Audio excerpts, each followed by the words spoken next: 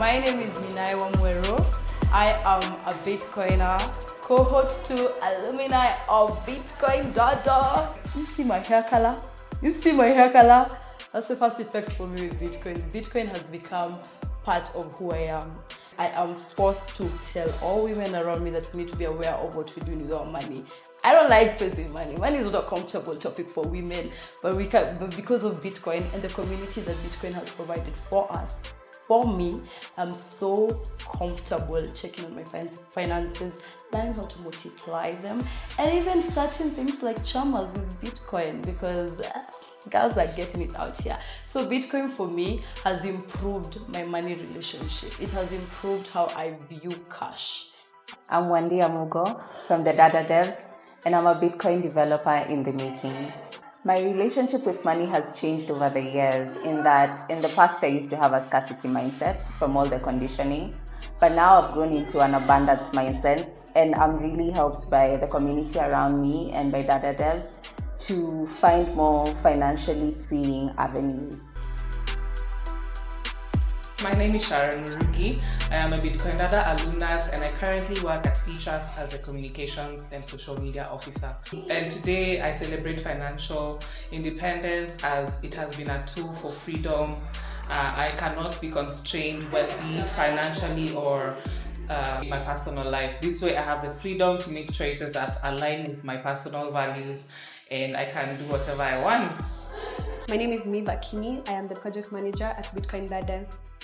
So what role does money play in my life? First of all, I'm a girl, retail therapy. So for me, money is freedom, money is access, money is opportunity. What does money give me? Opportunity to travel, to enjoy life, to shop here and there, to save, to invest. Money is freedom to me. I feel free to do things that I would not have done if I was with lesser money. Free to explore life, free to experience, free to access, free to purchase. I love that about money.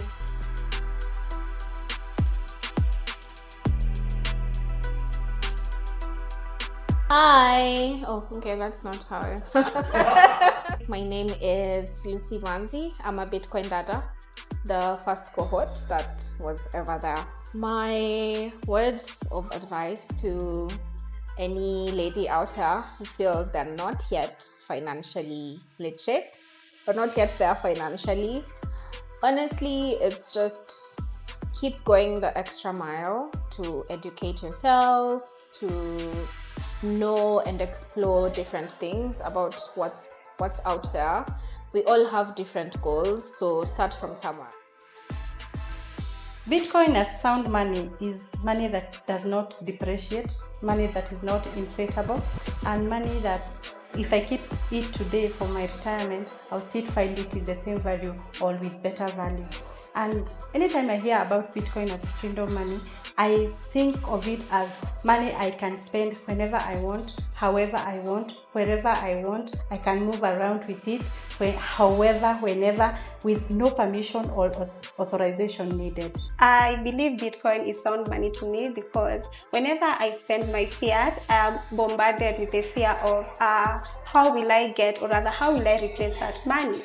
But because Bitcoin by nature is scarce in supply, it makes it immune to currency devaluation. So I know that if I spend some sats, I am confident enough they will come back to me. And because of that, it brings some sort of financial security and financial freedom. And I will challenge everyone to try out Bitcoin. My name is Marcel Lorraine and I'm the founder of Bitcoin Dada and Dada Devs as well. When it comes to financial opportunities in regards to women, I still feel there's a huge gap as compared to the male counterparts. And this manifests in the gender pay gaps, the kind of jobs that women actually get. And this is a result of, long-standing tradition as well as social norms that has actually discriminated against the African female. So even if you're in a setup, for example, you're just growing up in Africa, and you have limitations in terms of education. Growing up, when you get to that level that you're seeking opportunities, the opportunities will be limited to a certain level. The other thing I would say is access to formal networks is also not really readily available to women as well. There's always a glass ceiling when it comes to women that is expected by the society. There's also the societal norms, the judgments that comes with you just being an African woman. The stereotyping, you could be too independent, you could be labeled you're too independent, you're too masculine for a woman. So this sort of limits women even when they're looking for opportunities. So some might be self-imposed because of how they've grown up. Some might be actually they're experiencing it at the current moment. The other thing would be even the jobs that we are getting. It's very hard for the woman to actually climb up the ladders without any hurdles or blockages on her path. So for me, as the founder of Bitcoin Dada, I find Bitcoin to be a tool that can be able to be used by the African female to, sort of level the playing field for us all in terms of getting the same opportunities, in terms of payment, in terms of just interacting with your money, in terms of having your control over your money without anybody else controlling it for you. Today I want to celebrate the first time that my first memory of money, and the memory came when I was a child and my mom used to quote unquote bribe me so that I wouldn't cry when she left me alone at the house.